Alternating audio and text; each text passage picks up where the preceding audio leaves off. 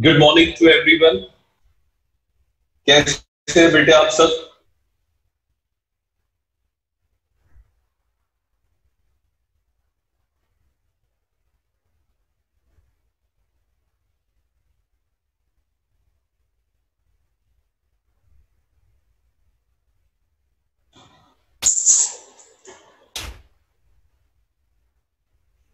All well and fine.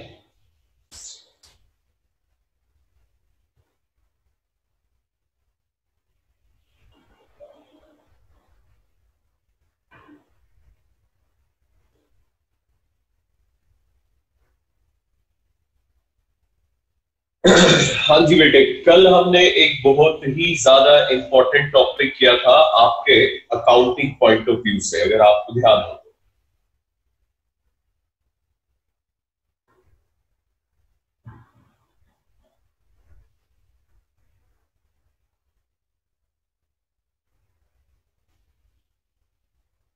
मैंने आपसे कहा था कि ये जरूर पढ़ लीजिएगा।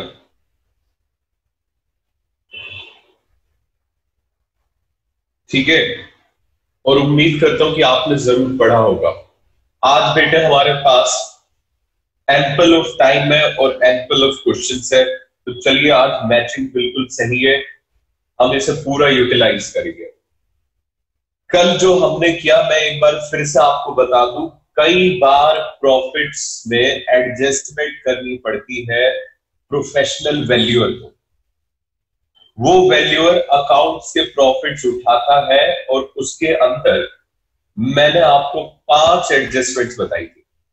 सबसे पहले रेक्टिफिकेशन ऑफ एरर, इसमें मैंने आपको बताया जी गलती ये होती है, खरीदा होता है एसेट मान लेते हैं उसे खर्चा, या होता है खर्चा मान लेते हैं उसे एसेट, और उसके साथ डेप्रिसिएशन का इफेक्ट अपने आप आ जाता है। Abnormal loss, loss by fire हो जाना, थेफ्ट हो जाना, कोई भी एक्सीडेंट की वजह से लॉस हो जाना, एबनॉर्मल चीजों के इफेक्ट को हमें हटाना होता है, क्योंकि हमें नॉर्मल सिचुएशन में इनकम बतानी होती है एक बिजनेस की कितनी हो सकती है।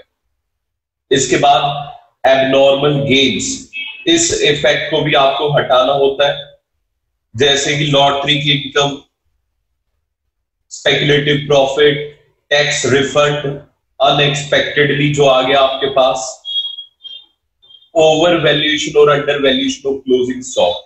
मैंने आपको बताया था कि अक्सर इसमें मिसमैच होता ही है, वैल्यूअर किसी और तरीके से वैल्यू करता है जबकि अकाउंटेंट ने किसी और तरीके से कर रखा होता है वैल्यू, तो वैल्यूअर अपने हिसाब से इसका वैल्यूएशन बदलता है। अगर क्लोजिंग स्टॉक में कोई भी चेंज आया तो एक बात समझ लेना, अगर क्लोजिंग स्टॉक में कोई भी चेंज आया तो आप एक बात समझ लीजिएगा, उसके साथ साथ ओपनिंग स्टॉक पे भी इफेक्ट आएगा। और इसके अलावा फ्यूचर इनकम और एक्सपेंसेस को हमें हर साल में एडजस्ट करना होता है। अगर कोई फ्यूचर का एक्सपेंस है तो वो हर साल में सब्ट्रैक्ट होगा, अगर कोई फ्यूचर में इनकम आनी है तो वो हर साल में ऐड होगी जी।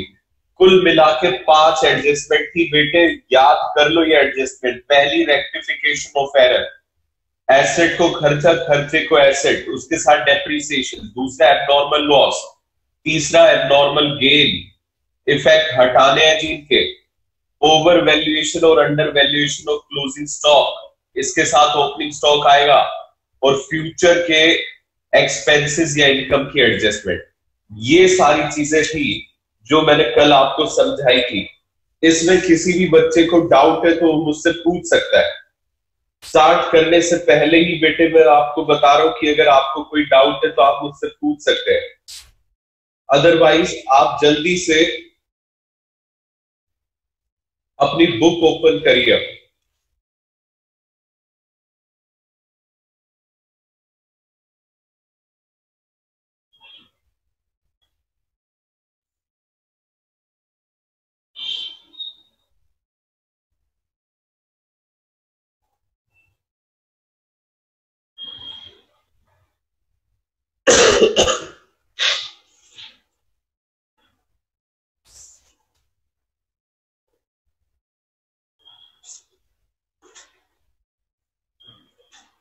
जल्दी से बुक ओपन कर लीजिए। देखिए ये ओवर वैल्यूएशन और अंडर वैल्यूएशन में क्या होता है जी, आपने क्लोजिंग स्टॉक की वैल्यू को ज्यादा मान लिया। अगर आपने क्लोजिंग स्टॉक की वैल्यू को ज्यादा मान लिया तो इससे होगा ये कि आपका प्रॉफिट ज्यादा आ रहा होगा। तो जिस साल में ज्यादा माना, मान लीजिए इस साल में, पहले साल में ही आपने इस क्लोजिंग स्टॉक की वैल्यू ज्यादा मान ली थी, तो इस साल आपकी इनकम ज्यादा आ रही है, उसे सही करने के लिए आप सब्ट्रैक्ट करेंगे इस साल, और यही क्लोजिंग स्टॉक अगले साल का ओपनिंग स्टॉक बनेगा। और ओपनिंग स्टॉक डेबिट साइड में दिखाया जाता है, तो ये खर्चा है, तो इसका मतलब खर्चा ज्यादा आ रहा है, आपने माइनस ज्यादा कर रखा है, तो अगले साल यही वैल्यू प्लस होगी। आप बने रहिए, क्वेश्चंस के थ्रू आपको ये सारी चीजें क्लियर हो जाएगी। जल्दी से बेटे ओपन कर लीजिए क्वेश्चन नंबर 4।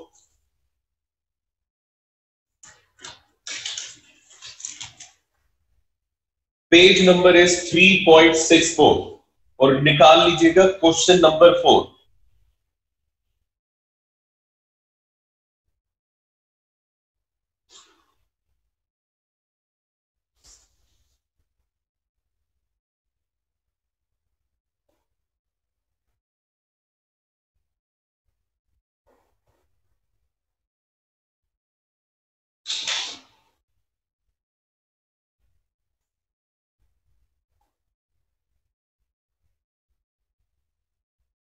हाँ जी बेटे बताइए जरा, सबको मिल गया? Page number 3.64 and question number is 4। ये राजी क्वेश्चन।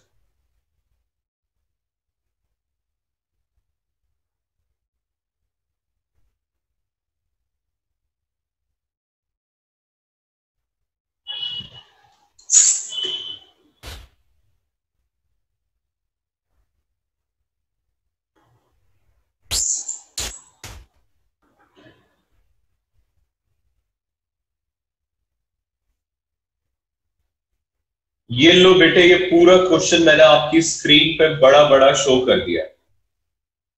आई होप कि सबको दिख रहा होगा स्क्रीन पे, क्योंकि इसे बहुत अच्छे से रीड करना है, इस वजह से यहां पे फोकस करिए।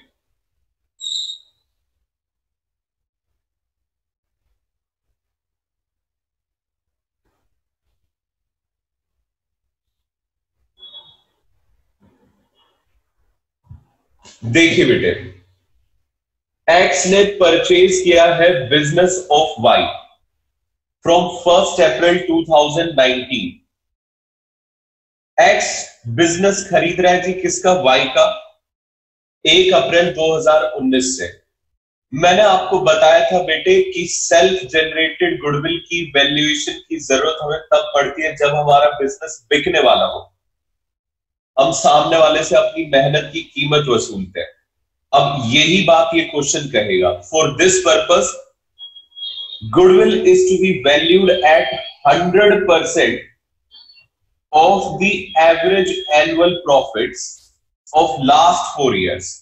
कह रहे जी इस पर्पस के लिए गुडविल को हम कैसे वैल्यू करेंगे, जरा ध्यान से देखिएगा। वो कह रहे जी आप 100% कर देंगे of average annual profit of last 4 years। पिछले 4 साल के एवरेज प्रॉफिट लेना और उसका 100% कर देना, वही आपकी गुडविल होगी। सर आपने तो कहा था कि नंबर ऑफ ईयर परचेज से मल्टीप्लाई करना होता है। बेटे बिल्कुल सही, लेकिन क्वेश्चन अगर आपसे ये बात कहे कि आप एनुअल प्रॉफिट्स का, एवरेज प्रॉफिट्स का 100% कर दीजिए, 20% कर दीजिए, 30% कर दीजिए, या वो आपसे ये कहे अपने फोन नंबर से एवरेज प्रॉफिट को मल्टीप्लाई कर दीजिए, तो हमें तो क्वेश्चन को ही फॉलो करना पड़ेगा। तरीके होते हैं बेटे ये अलग अलग, वैल्यूअर ने ये हिसाब किताब लगाया तो हम इसे ही फॉलो करेंगे। ठीक है जी, तो इसमें कोई नंबर ऑफ ईयर परचेज नहीं है। हाँ, लास्ट 4 years का हमें एवरेज प्रॉफिट करना है। कहते हैं जी profit shown by wise business for last 4 years work, पिछले 4 साल के प्रॉफिट बताए हुए 2016, 2017, 2018, 2019। 2017 में एक लॉस है, ये देखो इसने बता दिया। और इनके साथ ब्रैकेट में एक इंफॉर्मेशन भी है, जरा देखिएगा 2016 के प्रॉफिट के साथ और 2017 के लॉस के साथ यहां पे बेटे एक इंफॉर्मेशन भी है। कहते हैं जी ये वाला जो प्रॉफिट है ना 1 लाख वाला, ये आया है after debiting loss of stock by fire 50,000। 50,000 रुपए का लॉस बाय फायर था, वो हमने इसमें डेबिट कर रखा है, मतलब वो हमने माइनस कर रखा है। क्या हमें एबनॉर्मल लॉसेस के इफेक्ट को हटाना होता है? क्योंकि बेटे हर साल तो आग लगेगी नहीं, बताओ हटाना होता है ना। तो इसे कैसे हटाएं, इसे हटाने के लिए क्या किया जाए?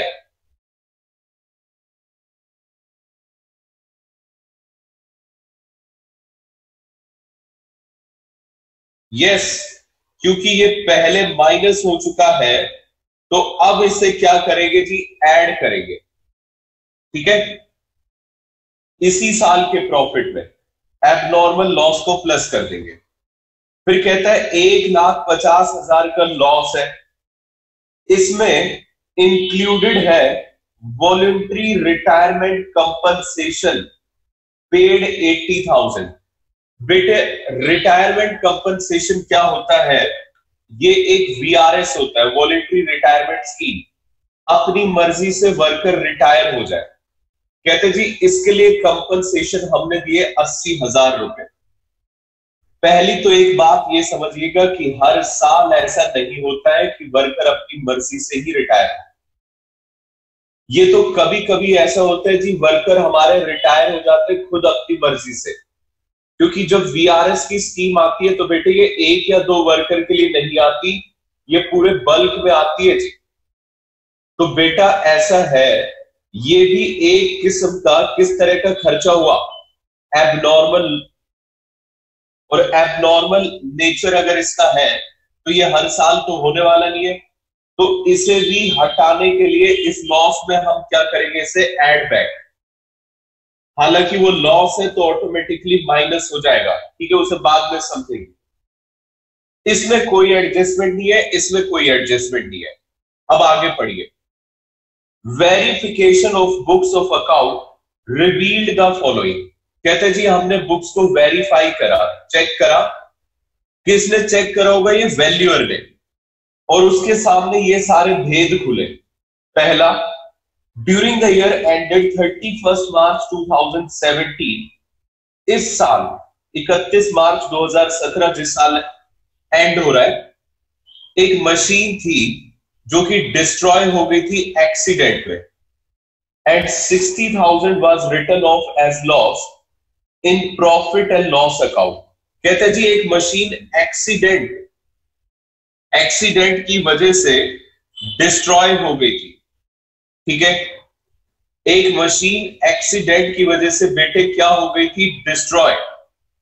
और 60,000 रुपए का हमने एक एक्सीडेंटल लॉस राइट ऑफ कर रखा है, मतलब घटा रखा है। तो बेटे एक बात बताओ, अगर 60,000 रुपए का एक्सीडेंटल लॉस है तो ये भी किस किस्म का लॉस हो गया? बताओ जरा, ये भी किस किस्म का लॉस हुआ? एक्सीडेंट की वजह से है ये लॉस। बिल्कुल सही जवाब, ये भी एबनॉर्मल लॉस है। Very very good. आगे पढ़ो। सेकंड, 1 जुलाई 2017 को 2 कंप्यूटर कॉस्टिंग 40,000 ईच, इसका मतलब 80,000 रुपए के 2 कंप्यूटर वर परचेज, खरीदे थे जी 1 जुलाई 2017 को। तो जानते हैं किस ईयर की बात कर रहा है? इस ईयर की, क्योंकि ये तो 31 मार्च 2017 को एंड हो गया था ना ये वाला ईयर। अब ये वाला ईयर 1 जुलाई 2017 इस ईयर में आएगी जी, 31 मार्च 2018 को जो एंड हो रहा है। इसमें 80,000 रुपए के हमने कंप्यूटर खरीदे, वर डेबिटेड टू ट्रेवलिंग एक्सपेंस, लेकिन हमने उसे कहां डेबिट कर दिया? Travelling expense. Is this rectification of error और नॉट? बताइए ये एरर है या नहीं है? बेटे खरीदे कंप्यूटर, डेबिट कर दिया खर्चा, एक कैपिटल एक्सपेंडिचर को रेवेन्यू एक्सपेंडिचर माना गया है। Yes, this is a error, और ऐसे एरर अपने साथ एक पूंछ की तरह डेप्रीसिएशन लेकर आते हैं। देखिए जरा, अकाउंट ट्रेवलिंग एक्सपेंस अकाउंट में हमने डेबिट किया, on which depreciation is to be charged at the rate of 10% per annum on straight line method. कहते जी इस पे डेप्रीसिएशन भी लगना था 10% स्ट्रेट लाइन मेथड से। ये है जी क्वेश्चन, आपको क्या निकालना है? Value of goodwill. चलो जी स्टार्ट करते हैं। वैल्यू ऑफ गुडविल निकाल लिए। उम्मीद करता हूं कि आपको क्वेश्चन समझ में आ गया होगा। बहुत सारी एडजस्टमेंट्स है जी, एक एक एडजस्टमेंट को ध्यान से देख के समझते हुए चलिएगा।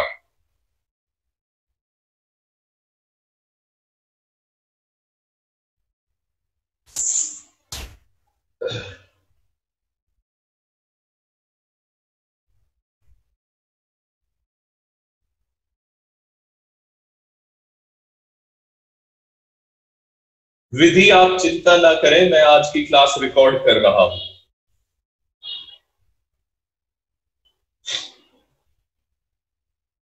चलो बेटे देखो जरा,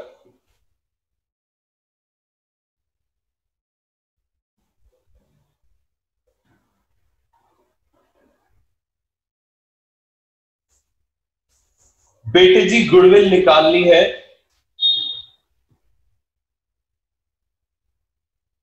और इसमें गुडविल किस तरह से निकलेगी उसने कहा था जी। गुडविल कैसे निकालिएगा? जितने भी आपके एवरेज प्रॉफिट्स आए इनटू में नंबर ऑफ ईयर परचेज न करके 100% कर दीजिएगा, ठीक है। और मजे की बात है 100% का मतलब ये है 100/100। कहने का मतलब जो एवरेज प्रॉफिट आएगा वही इसमें गुडविल है। हाँ या ना बोलिए। चलिए देखते हैं, अब एवरेज प्रॉफिट निकालने थी तो इसके लिए यहां पे बनाएंगे एक वर्किंग नोट। ध्यान से बेटे, बिल्कुल तसल्ली से, हमें जैसे एग्जाम में करना है मैं बिल्कुल आराम आराम से वैसे ही करा रहा हूं, ठीक है। दिमाग पे किसी भी तरह का प्रेशर मत डालिएगा, बहुत आसान क्वेश्चन है। कैलकुलेशन ऑफ एवरेज प्रॉफिट्स, क्योंकि आपको एडजस्टमेंट गिवन है प्रॉफिट्स में, तो बेटे आपको याद होगा मैंने आपको बताया था कि अगर एडजस्टमेंट गिवन हो प्रॉफिट में तो आप इस तरह का फॉर्मेट यूज करिएगा, इस तरह का फॉर्मेट। अब बताइए जरा इसमें कितने ईयर्स गिवन है? 4 साल गिवन है थी जिसमें एडजस्टमेंट है। एक तो है 2016, एक है जी 2017, एक है 2018 और लास्ट ईयर इज 2019। ये आपको 4 इयर्स के प्रॉफिट आपको गिवन है, ठीक है जी। 4 इयर्स का रिजल्ट गिवन है। पहले तो लिख दीजिए इसमें profit as per accounts. Accounts के हिसाब से 1 लाख रुपए का प्रॉफिट था 2016 में, 1,50,000 रुपए का प्रॉफिट था 2017 में, सॉरी लॉस था। लॉस है तो बेटे ब्रैकेट में ले लेंगे। 1,50,000 का प्रॉफिट है 2018 में और 2 लाख रुपए का प्रॉफिट है 2019 में। लो जी ये मैंने लिख दिया, ठीक है। ये आ गए हमारे प्रॉफिट एज पर अकाउंट्स। आगे देखिए अब जरा, कहते हैं जी वेरिफिकेशन। अब इसमें एडजस्टमेंट देखते हुए चलिएगा। पहले तो बेटे 2016 के सामने ही ब्रैकेट में बताया हुआ है कि एक एबनॉर्मल लॉस था, लॉस बाय फायर, तो इसका इफेक्ट हटाना है तो प्लस करना पड़ेगा, क्योंकि ये पहले क्या हो गया था, -50,000 रुपए। ध्यान देना बेटे, आग इसी साल लगी थी, लॉस इसी साल का था, तो इसी साल में एडजस्ट होगा। इनमें कोई फर्क नहीं पड़ेगा इससे। क्लियर हो गई ये बात? आगे देखिएगा, 2017 में एक वॉलेंट्री रिटायरमेंट कंपनसेशन है जी। तो वॉलेंट्री रिटायरमेंट कंपनसेशन कोई हर साल तो छोड़ के जाने वाले नहीं है वर्कर। तो बेटे ये भी एक एबनॉर्मल खर्चा है, इसका इफेक्ट हटाने के लिए, ये पहले माइनस हो गया था, अब आप इफेक्ट हटाने के लिए इसे क्या करेंगे, एड बैक। तो एड बैक करिए 80,000। किस ईयर में ऐड करना है जी? जिस ईयर में ये गिवन है। क्वेश्चन को ध्यान से देख लीजिए, 2017 के सामने गिवन है, बाकी किसी भी ईयर को ये प्रभावित नहीं करेगा। आगे देखो बेटे, दो एडजस्टमेंट जो ब्रैकेट में गिवन थी वो तो हमने कर दी, फिर उसके बाद वेरिफिकेशन ऑफ बुक्स के नीचे जो पहली एडजस्टमेंट है वो रीड कर रहा हूं। कहते जी 31 मार्च 2017 को इस ईयर में एक मशीन थी जो कि डिस्ट्रॉय हो गई थी फायर से। 60,000 हमने वो लॉस लिख दिया है P&L अकाउंट में। 60,000 रुपए का लॉस हमने P&L अकाउंट में लिख दिया है। तो बेटे ये भी एक एक्सीडेंटल लॉस है, इसका भी इफेक्ट हटाएंगे। एक्सीडेंटल लॉस किस ईयर में हटाएंगे? 2017 में। एक एबनॉर्मल खर्चा था जो आप माइनस कर चुके हैं, इसे ऐड बैक कर दीजिए। बाकी किसी भी ईयर पे इसका इफेक्ट नहीं आएगा। अब सबसे लास्ट एडजस्टमेंट, 1 जुलाई 2017। मेरे प्यारे प्यारे बच्चों, पहले तो इस बात को समझना, 1 जुलाई 2017 कई बच्चे ये गड़बड़ करते, 2017 देखते ही इस पे जंप कर देते। गलत है वो। 1 जुलाई 2017 इस ईयर में आएगी, क्योंकि ये वाला ईयर 1 अप्रैल 2017 से स्टार्ट हुआ और मार्च 31 2018 तक गया। ठीक है जी? हाँ, इसी ईयर में आएगा जी। तो बताओ बेटे, ये आपने माइनस किया हुआ है P&L में एज ट्रेवलिंग एक्सपेंस। यहां लिखेंगे रेक्टिफिकेशन ऑफ ट्रेवलिंग एक्सपेंस। इस ईयर में कुछ नहीं, इस ईयर में कुछ नहीं, इस ईयर में आएगा जी। 40 हजार के 2 कंप्यूटर थे, आपने खर्चा मान के घटा रखे थे, तो लो बेटे ये मैंने कर दिए प्लस, और इन दोनों इस ईयर में भी कुछ नहीं आएगा। 80,000 क्यों प्लस किए? उसने लिखा है जी 2 कंप्यूटर है 40,000 ईच, तो इसका मतलब आपने 80,000 का एरर किया हुआ है। ये हो गया जी वो रेक्टिफाई। इसके साथ साथ बेटे डेप्रीसिएशन भी है। अब जरा ध्यान से डेप्रीसिएशन को कैलकुलेट करना। बेटे मेरे ध्यान से सुनो, अगर ये एसेट खरीदा इस साल गया, तो इस साल और इस साल कोई डेप्रीसिएशन तो आएगा नहीं। भाई अगर खरीदी इस ईयर में रहे हो तो पिछले साल में थोड़ी ना लगा दोगे डेप्रीसिएशन। लेकिन ध्यान देना, डेट डेप्रीसिएशन के लिए बहुत जरूरी होती है। ये कब खरीदा गया था? 1 जुलाई 2017। तो 1 जुलाई 2017 से लेके मार्च 31 2018 तक 9 मंथ्स बनते बेटे। 10% के हिसाब से डेप्रीसिएशन है। अगर मैं 10% 80,000 का करूं तो 1 साल का डेप्रीसिएशन तो आता है जी 8,000 रुपए। लेकिन मुझे चाहिए कितना? 9 मंथ्स का, 9 महीने का। तो 8,000 इंटू में 9/12 कर दो, तो ये आएगा 6,000 रुपए। ये डेप्रीसिएशन नहीं लग पाया था, तो अब आपको लगाना है। इसे क्या करेंगे आप? माइनस, क्योंकि डेप्रीसिएशन बेटे माइनस नहीं हुआ था पहले। इस वजह से अब आपको माइनस करना पड़ेगा। समझ में आई ये बात? हमेशा ही माइनस होगा, ऐसा रटिए मत। ब्रजेश ऐसा है बेटे, कई बार डेप्रीसिएशन ऐड भी होगा, आप लॉजिक को समझिए। भाई देखो, ये वाला एसेट पहले बुक्स में था ही नहीं, तो डेप्रीसिएशन पहले लगा ही नहीं। अब हमने इसे बुक्स में क्रिएट किया है, तो बेटे अब डेप्रीसिएशन लगाओगे तो घटेगा, इस वजह से ये घट रहा है। ठीक है, अब मेरे बेटे एक बात समझना, इस साल तो डेप्रीसिएशन लगा है, अब ये वाला एसेट अगले साल भी तो जाएगा। आप इफेक्ट समझिए बेटे, ये वाला एसेट कोई इस साल खत्म थोड़ी ना हो जाएगा, ये अगले साल भी तो जाएगा और अगले साल भी तो डेप्रीसिएशन लगेगा। चूंकि हम स्ट्रेट लाइन मेथड को फॉलो कर रहे हैं, तो अब जो डेप्रीसिएशन लगेगा वो कितने टाइम पीरियड का लगेगा? अब जो डेप्रीसिएशन लगेगा वो 1 साल का लगेगा, पूरा 8,000 यहां माइनस होगा। वेरी वेरी गुड, कई बच्चों ने यह आंसर पहले ही निकाल दिया था। बस बेटे सारी एडजस्टमेंट्स हो गई।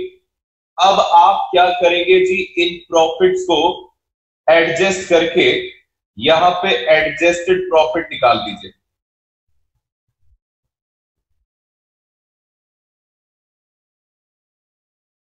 पहले साल का आएगा 1,50,000, इस ईयर में आएगा जी माइनस के 1,50 और प्लस के 1,40,000, तो माइनस का 10,000।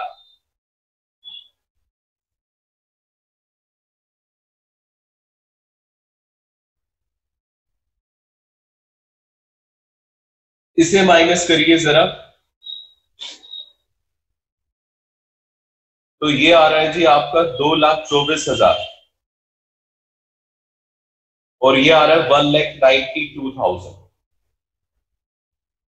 हाँ जी बेटे, समझ में आई बात? ये हमारे बिल्कुल सही प्रॉफिट्स है, इनसे आप एवरेज प्रॉफिट निकाल लीजिए। Average profits is equal to total profits divided by number of years. Total profits divided by number of years.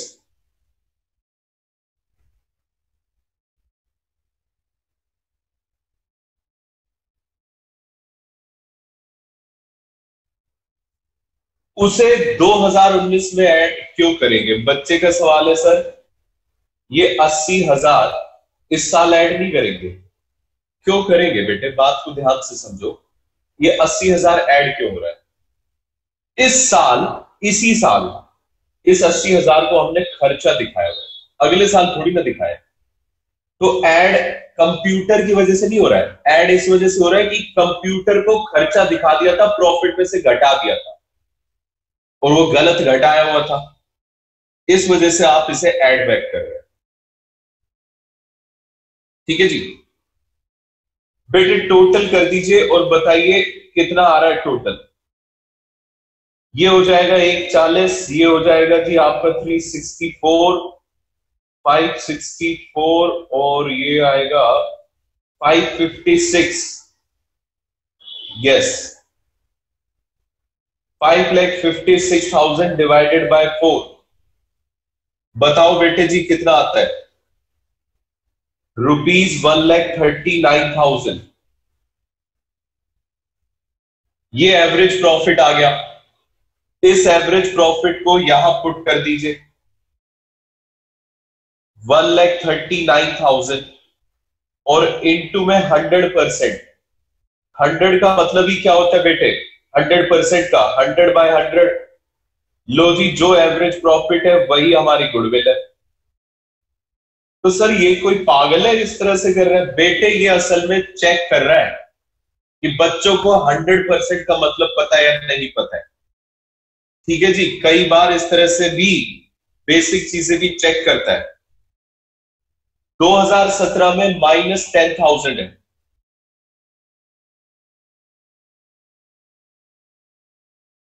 हाँ जी बेटे बताइए जरा, क्या आप सबको ये समझ में आ गया या कोई डाउट है?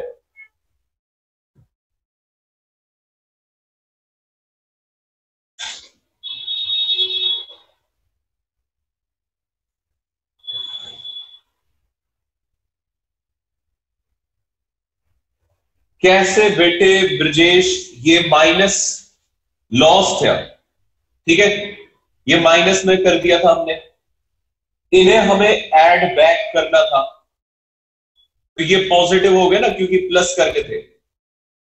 140 पॉजिटिव, 150 नेगेटिव,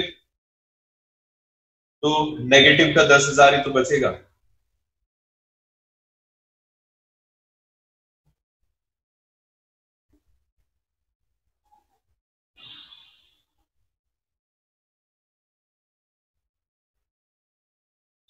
क्लियर हो गया?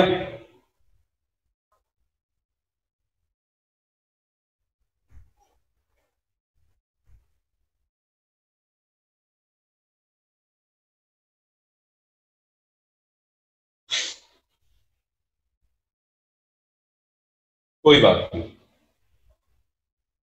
चलो जी अब नेक्स्ट क्वेश्चन निकाल लीजिए।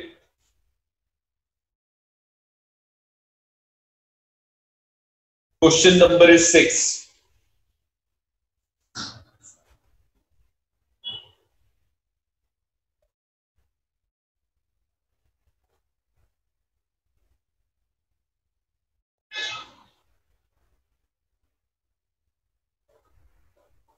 ये भी बहुत आसान क्वेश्चन है।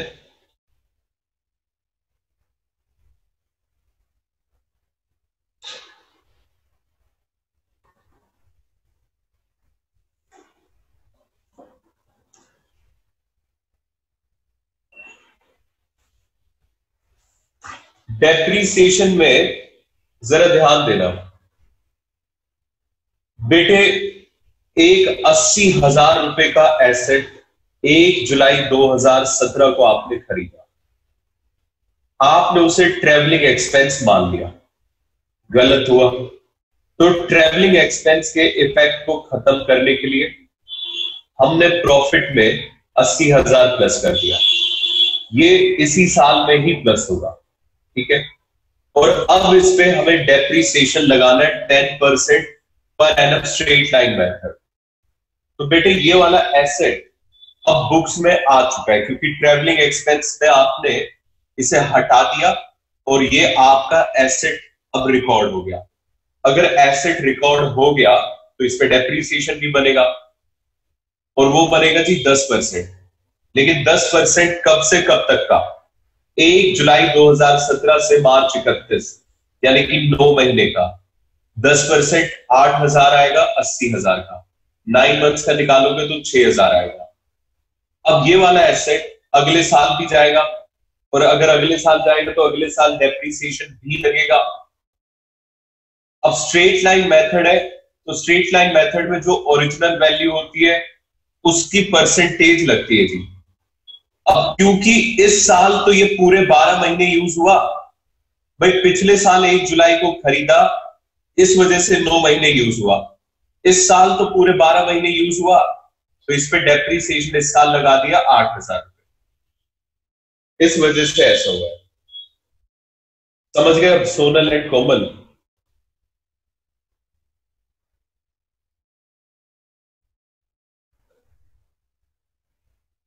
ओके, हाँ जी बेटे क्वेश्चन नंबर निकाल लीजिएगा 6 और री लॉग इन करके आ जाइएगा। ये टाइम अप होने ही वाला है तो री लॉग इन कर लीजिएगा, ठीक है, उसके बाद ही रीड करते हैं जी। पहले री लॉग इन कर लीजिएगा, रीड करने लगेगा बीच में रुक जाएगा।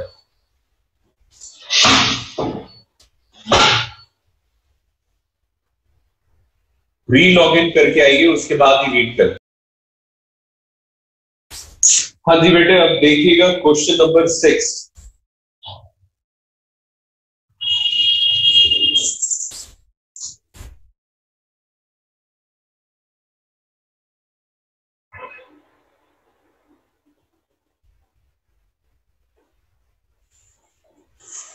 ये रहा जी question number 6।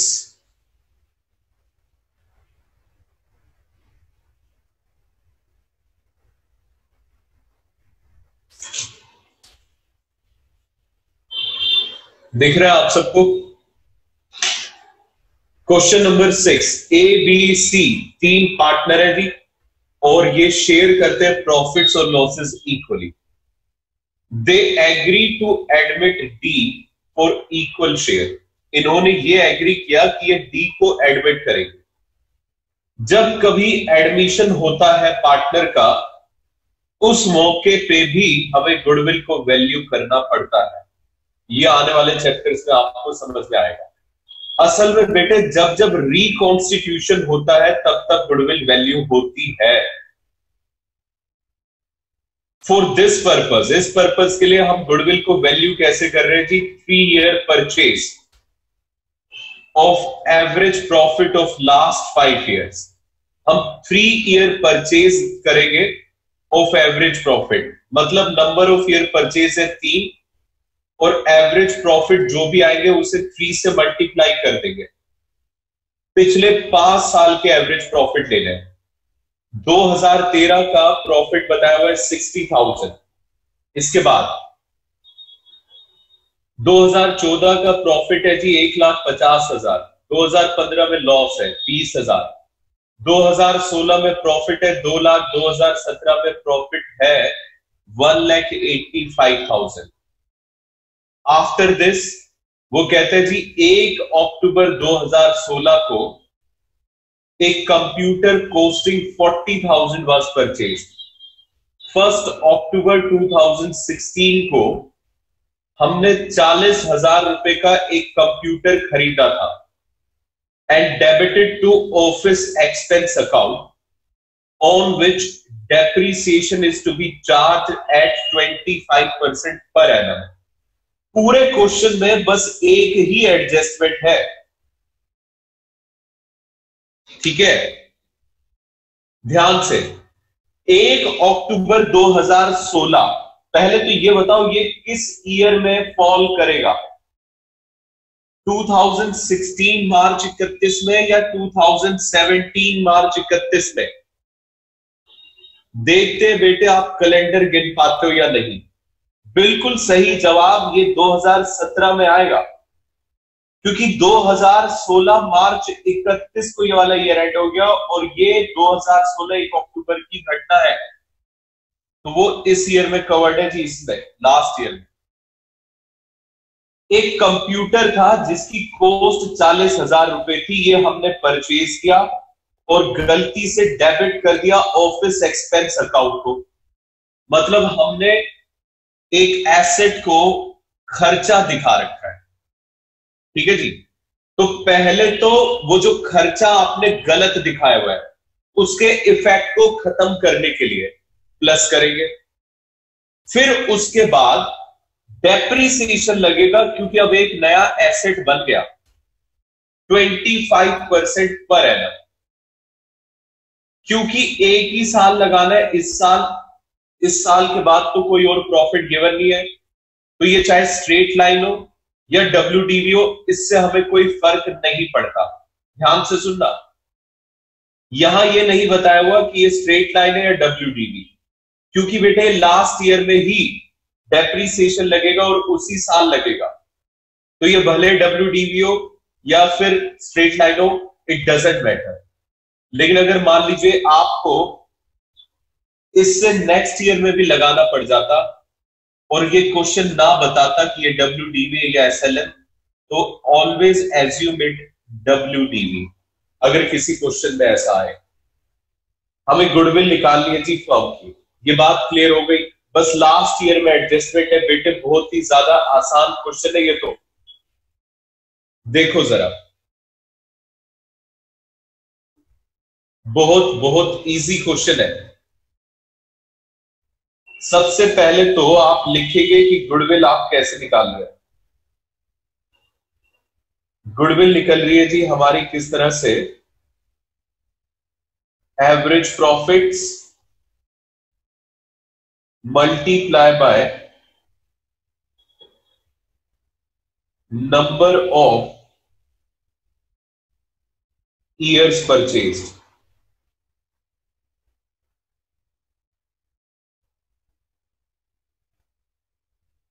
Number of year purchase हमें गिवन है 3, बट एवरेज प्रॉफिट हमें निकालना है।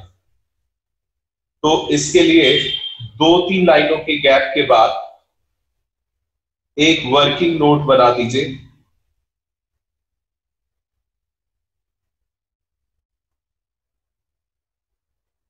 कैलकुलेशन ऑफ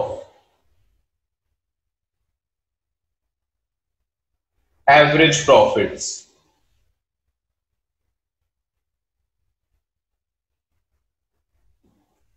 हमें एवरेज प्रॉफिट्स निकालने जी।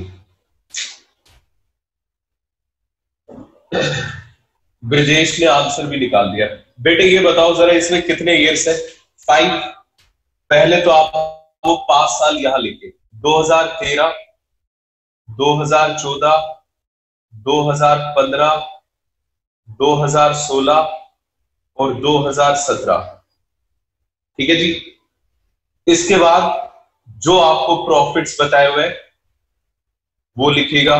प्रॉफिट्स 2013 में 60,000 का प्रॉफिट है, 2014 में 1,50,000 का प्रॉफिट है, इसके बाद 20,000 रुपए का लॉस है, इसके बाद 2 लाख रुपए का प्रॉफिट है, और लास्ट ईयर में 1,85,000 का प्रॉफिट है। ठीक है। इस प्रॉफिट में एडजस्टमेंट सिर्फ लास्ट ईयर में है और वो ऐड होनी है, क्योंकि आपने ऑफिस एक्सपेंस को रेक्टिफाई करना है। वो ऑफिस एक्सपेंस था ही नहीं, वो तो कंप्यूटर था। तो पहले तो लिखेंगे जी रेक्टिफिकेशन ऑफ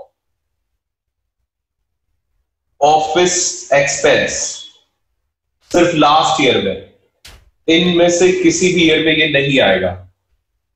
लास्ट ईयर में आपको ऐड करना होगा 40,000 रुपए। अब इसकी वजह से बेटे जी डेप्रीसिएशन की एडजस्टमेंट बन गई। ध्यान देना, डेप्रीसिएशन इससे अगले साल को भी इफेक्ट करती, लेकिन ये रेक्टिफिकेशन तो बेटे जिस साल में गलती है उसी को इफेक्ट करेगा। डेप्रीसिएशन है 25%, लेकिन कितने महीने का?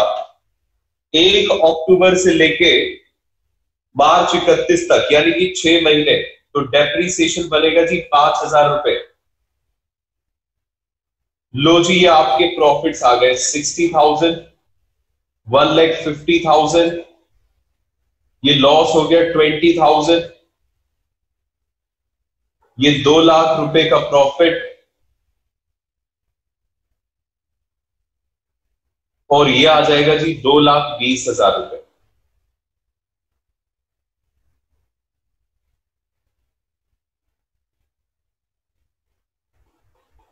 नहीं, सिर्फ 2017 की नहीं दिखाएंगे, आप पूरा इस तरह से कंप्लीट करेंगे ताकि ये पता चल जाए कि किस ईयर में एडजस्टमेंट है।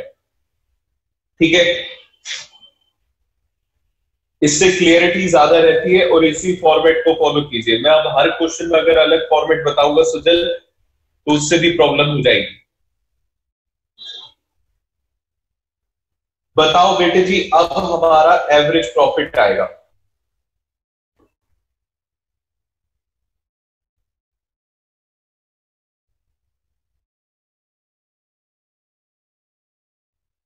टोटल प्रॉफिट आप देखिए, मैं हर जगह फॉर्मूला पहले लिख रहा हूं क्योंकि बेटे इस फॉर्मूले के मार्क्स है divided by number of years. Total profit बताओ जी कितना आ रहा है? जल्दी से, सारा काम मुझसे ही कराओगे।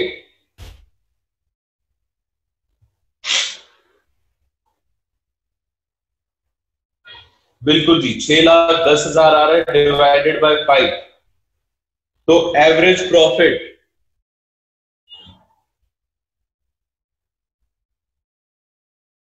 बोलो, एवरेज प्रॉफिट।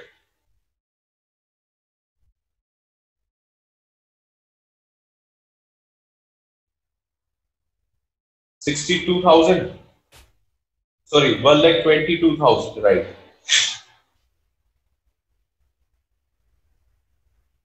1,22,000। 1,22,000 को 3 से मल्टीप्लाई कर दो तो आपकी गुडविल आ जाएगी 3,66,000। बताओ जी, ये क्वेश्चन पल्ले पड़ गया?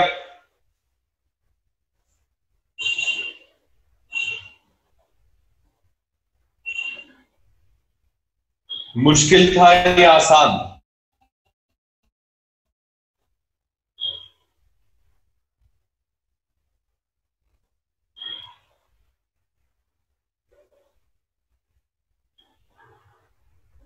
एक ऐसा ही आसान क्वेश्चन है, क्वेश्चन नंबर 5।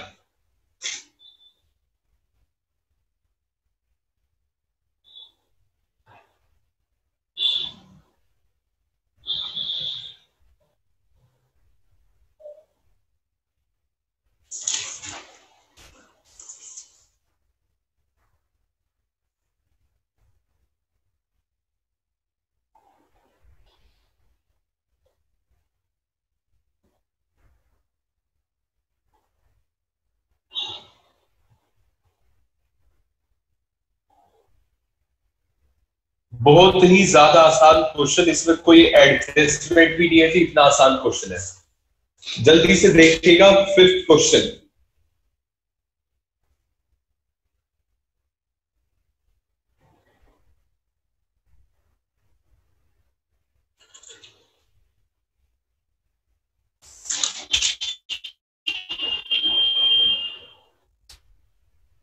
ये राजी देखो जरा, 5th क्वेश्चन में हमें बताया हुआ है कि 3 पार्टनर है ए बी सी, इनके बीच में रेशो है 3:2:1। इन्होंने डिसाइड किया कि ये डी को पार्टनरशिप में लेकर आएंगे और 1/4 शेयर ऑन 1 अप्रैल 2017। यहां तक की इंफॉर्मेशन बेटे सिर्फ इतना बताती है कि आपके पास एक नया पार्टनर आने वाला है और उसे आप 1/4 शेयर देने वाले हैं। ठीक है जी, आगे देखिए। फॉर दिस पर्पस, कहते हैं जी उसके एडमिशन के पर्पस के लिए, क्योंकि रिकॉन्स्टिट्यूशन पे गुडविल को वैल्यू किया जाता है, गुडविल को वैल्यू किया जाएगा at 3 times the average annual profits. 3 times average annual profit मतलब number of year purchase is 3, और जो भी आपके एवरेज प्रॉफिट आएंगे इससे मल्टीप्लाई कर देंगे। Average annual profits of previous 4 और 5 years, whichever is higher.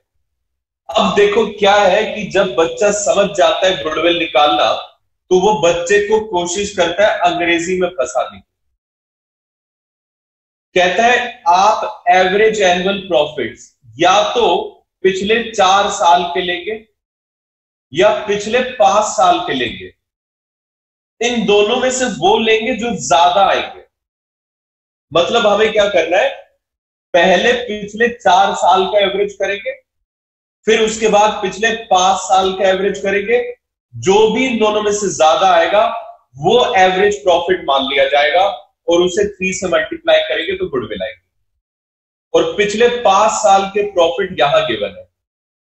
अब एक और बात सुनना जरा, अगर मुझे पिछले 4 साल के प्रॉफिट लेने हैं तो मैं काउंट 2013 से करने लगूं या 2017 से करूं? सोच समझ के बताओ जरा, देखते आप कितनी बातें कैच करते हैं क्वेश्चन की। कहते हैं जी पिछले, तो किस ईयर से काउंट करें बेटे? 2017 से, बिल्कुल। 2017, 16, 15, 14, पहले तो इसका एवरेज करेंगे, फिर 5 ईयर का एवरेज करेंगे, जो भी ज्यादा आएगा वो एवरेज प्रॉफिट के तौर पे क्वालिफाई करेगा। चलो करते हैं जी इस क्वेश्चन को भी, बहुत ज्यादा आसान क्वेश्चन है, बस इसमें और कुछ नहीं, एवरेज 2 बार करनी है।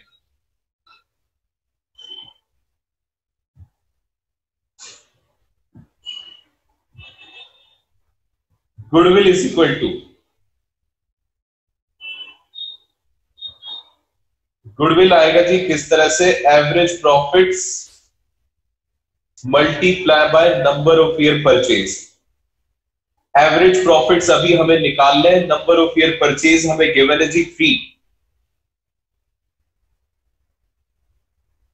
अब यहां निकाल लेते हैं जी वर्किंग नोट में एवरेज प्रॉफिट। अगर मान लो बेटे कोई समस्या ना होती तो मैं वर्किंग नोट ना बनवा के जैसे कल कर रहे थे सिंपली वैसे ही करके यही टोटल प्रॉफिट अपॉन में नंबर ऑफ ईयर्स लिख देता, काम चल जाता। लेकिन इसमें थोड़ी सी समस्या है एवरेज प्रॉफिट में। उसने कहा है जी higher of previous 4 years or 5 years average profit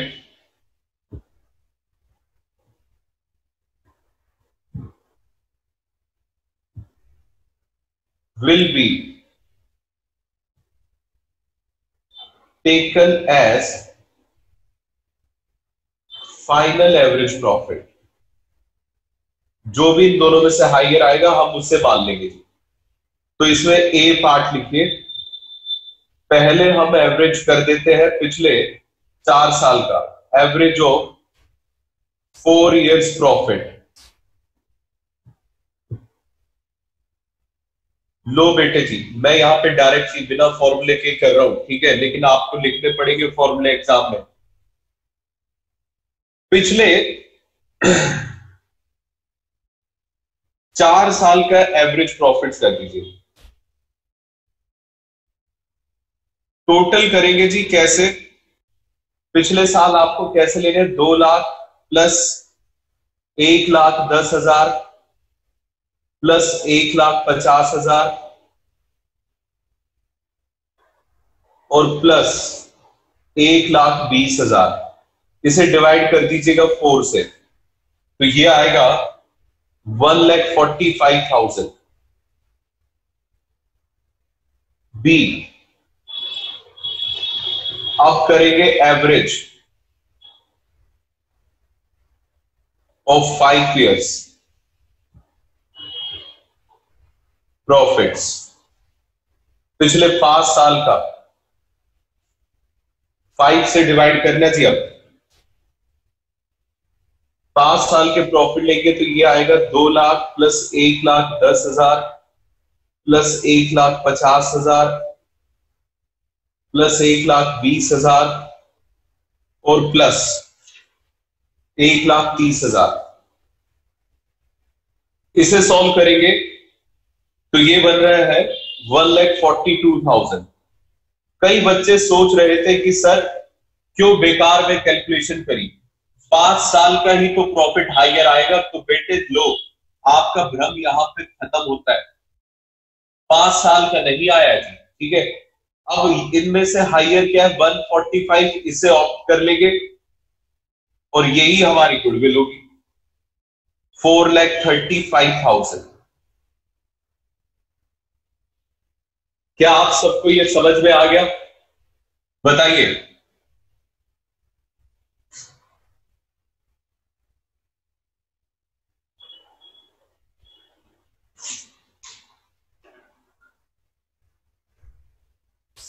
very very good. अगर क्लियर है तो किसी भी बच्चे का कोई भी डाउट हो तो बेटे आप पूछ सकते हो।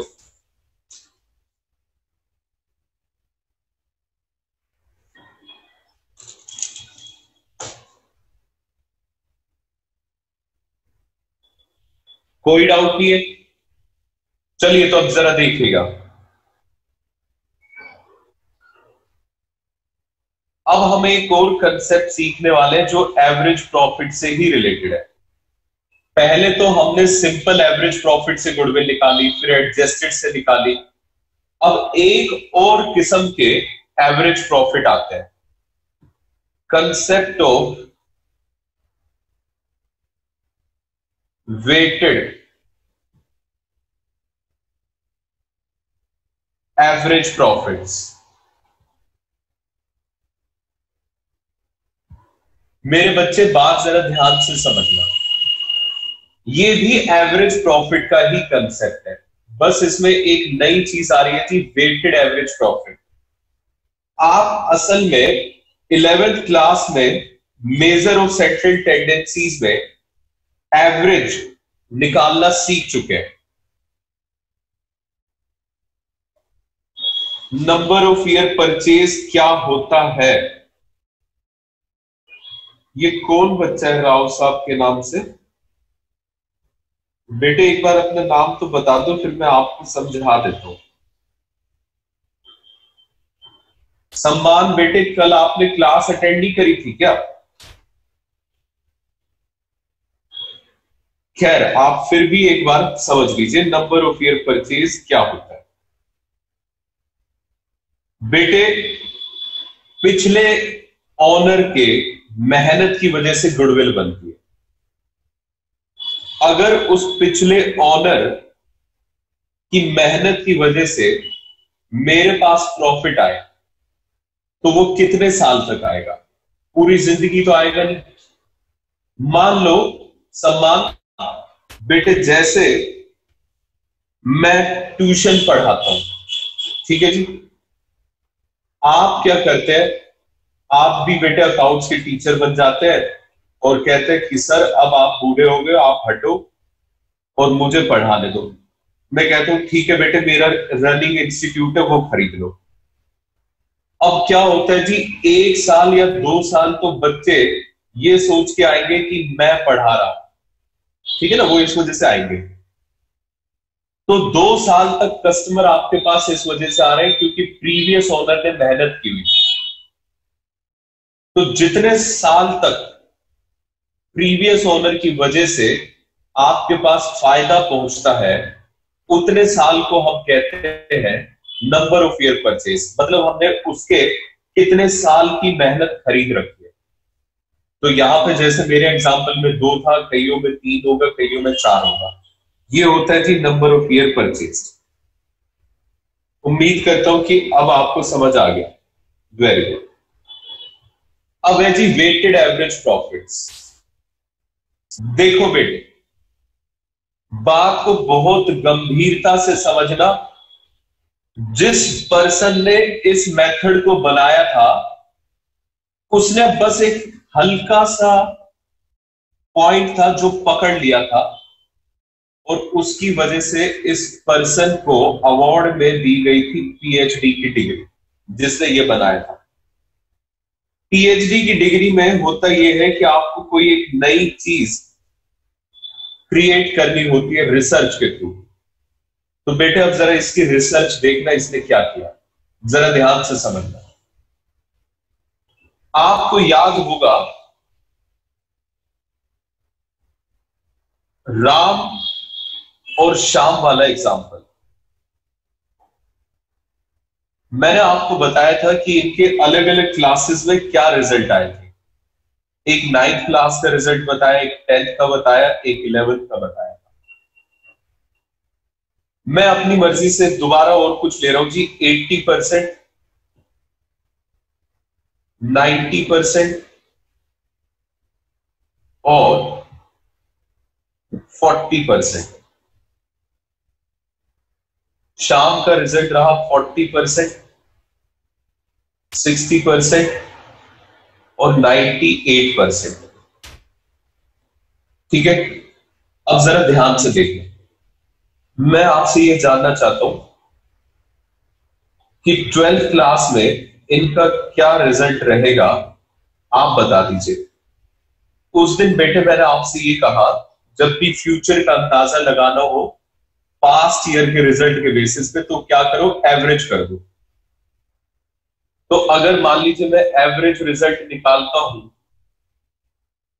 तो बताइए जरा कितना कितना एवरेज रिजल्ट आता है जी इन दोनों का।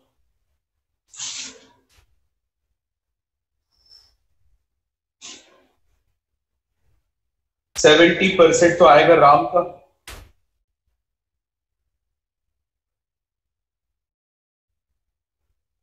ठीक है जी। अब शाम का भी निकाल लेते हैं। कैसे आया जी? ये मैंने इन तीनों को प्लस करा और 3 से डिवाइड करा, और अगर इसका निकाला जाए तो ये आ रहा है जी 66%। सही है। इस एवरेज के हिसाब से राम का रिजल्ट 12th क्लास में ज्यादा आना चाहिए, इस रिजल्ट के हिसाब से। आप इस बात पे एग्री करते हैं? अब जरा देखना रिसर्च बंदे ने कैसी करी है। पहले बताइए, आप इस बात पे एग्री करते जी इस रिजल्ट के हिसाब से राम ज्यादा मार्क्स लेकर आएगा शाम से? क्या आप इस बात पे एग्री कर रहे हैं या नहीं? जल्दी से जवाब दो।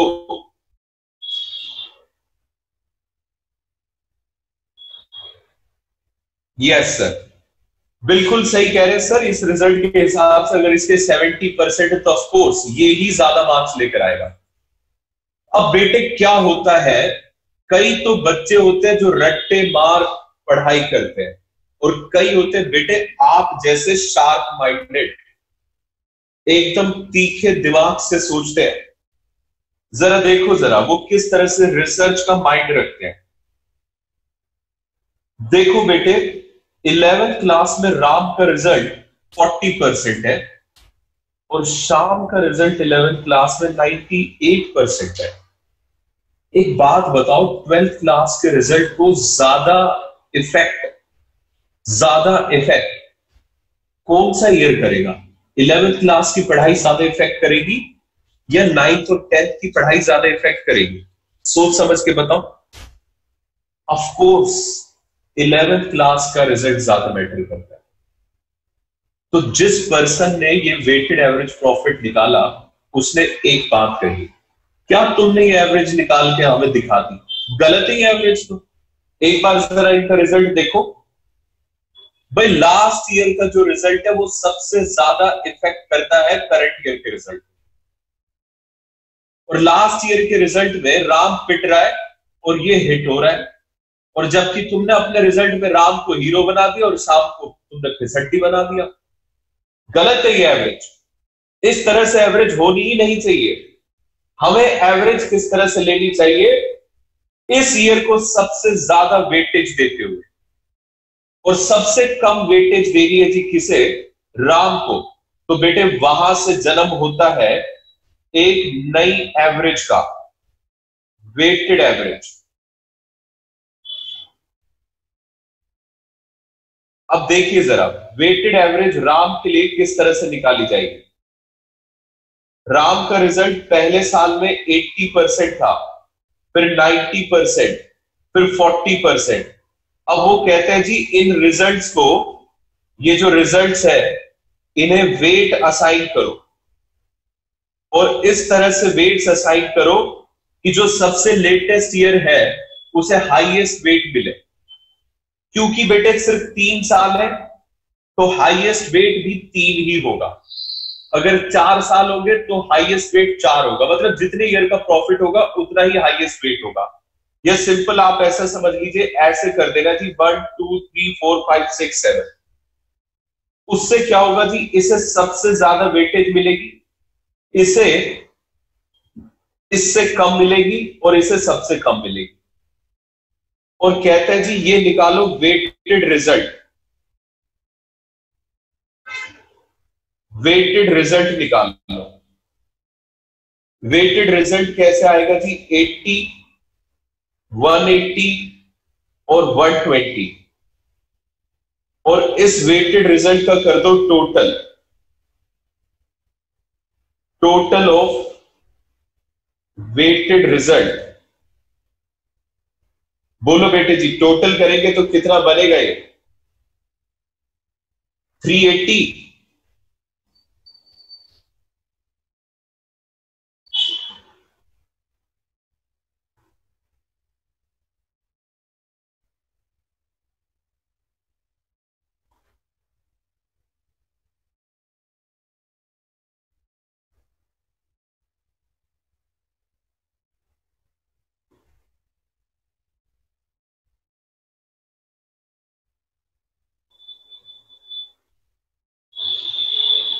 नहीं, ये रैंक कोरिलेशन से रिलेटेड नहीं है। ये आपका, अगर आपको याद हो तो आप फ्रीक्वेंसी के बेसिस पे काम करते थे average measure of central tendency में, ये उससे रिलेटेड है। अच्छा बेटे, ये टोटल वेटेड रिजल्ट आ गया। अब यहां पे निकालिए weighted average result. Weighted average result कैसे आएगा? जितना भी आपका टोटल ऑफ वेटेड रिजल्ट है उसे आप डिवाइड कर दीजिए। ध्यान से देखिएगा, पता है किससे डिवाइड करना है? नंबर ऑफ ईयर से नहीं बेटे, टोटल ऑफ वेट से। सर ऐसा क्यों? मेरे बेटे बात जरा ध्यान से समझो। आप अगर ये वेट असाइन कर रहे हो तो इसका मतलब क्या है? आपको याद है 11th क्लास में फ्रीक्वेंसी आप करते थे। फ्रीक्वेंसी मेथड में जब आप निकाला करते थे एवरेज, तो पता है कैसे निकालते थे? आप ये इसका सम लेते और डिवाइडेड बाय सिग्मा एफ करते थे। वो क्यों करते थे? किसी बच्चे को पता है ये बात? क्योंकि बेटे लग तो अब भी एवरेज ही रही है, सिंपल वाली। देखो जरा कैसे, अगर मैं इसे एक नंबर देता हूं तो मतलब मैं इसकी एक ऑब्जर्वेशन ले रहा हूं। इसे अगर 2 नंबर देता हूं तो इसकी 2 ऑब्जर्वेशन है और इसकी 3 ऑब्जर्वेशन है। 3 ऑब्जर्वेशन इसकी हुई, 3 बार लिया गया है, ये 2 बार लिया गया है, ये 1 बार लिया गया है।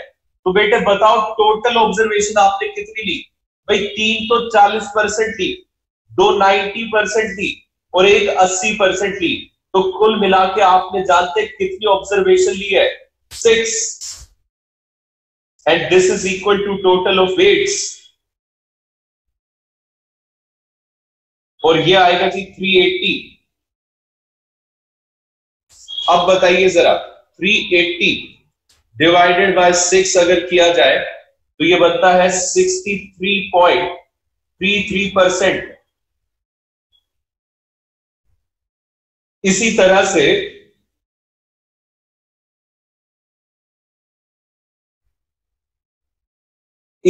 से बेटे शाम का भी रिजल्ट निकाल दो। सबसे पहले तो रिजल्ट लिखो। लो थोड़ा सा और अच्छा फॉर्मेट बना देता हूं। ईयर 1 2 3। अब रिजल्ट शाम का कितना था? 40 60 98। अब वेट्स असाइन करो 1 2 3। बेटे ये क्वेश्चन में वेट्स हमेशा आपको बताए होंगे, ना बताए हो तो भी अंडरस्टूड है कि वेट हमेशा हाईएस्ट दे रहा है जी लेटेस्ट ईयर को, और सबसे कम वेट किसे दे रहा है जी? सबसे पहले वाले ईयर। अब बताइए बेटे वेटेड रिजल्ट क्या आएगा?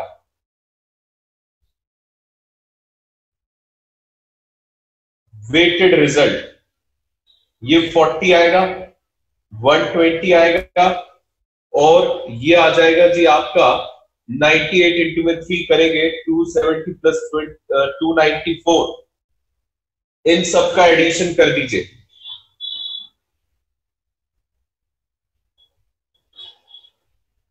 $454। टोटल ऑफ वेट्स इसमें भी कितना आएगा जी? 6। तो बताओ जरा इसका वेटेड एवरेज रिजल्ट कितना आया? 454 डिवाइडेड बाय 6, 75.67। अब बताओ बेटे आपका क्या कहना है? ज्यादा बेहतर रिजल्ट क्या है, जो पहले निकल रही थी एवरेज, या फिर जो एवरेज अब निकली है?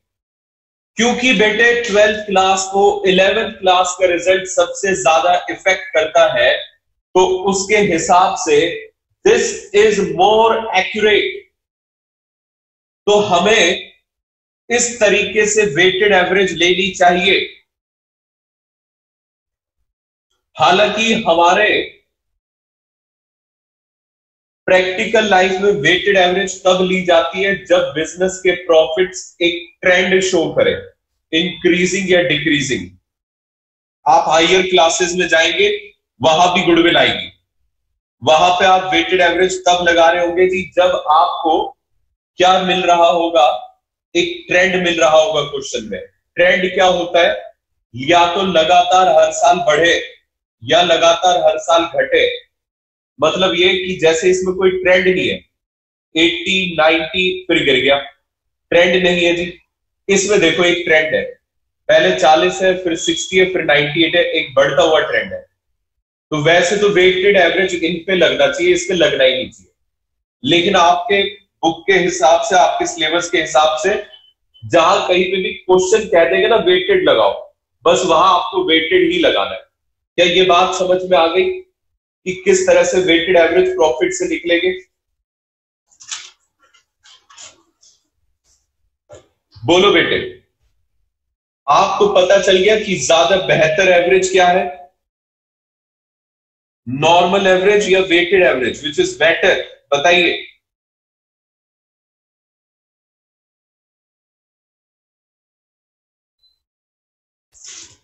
इसी बात को अब मैं यहां आपको लिखवा देता हूं। लिखेगा point number 1,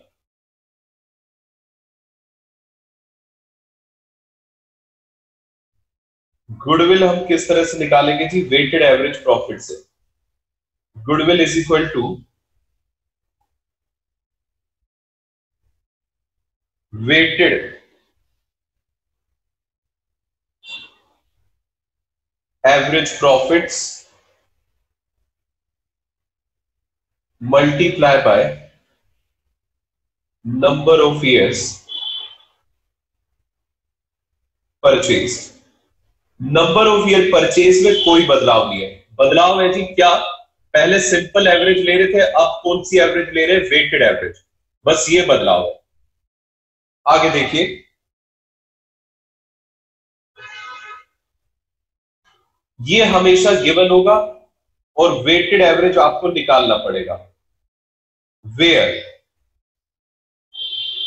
number of year purchase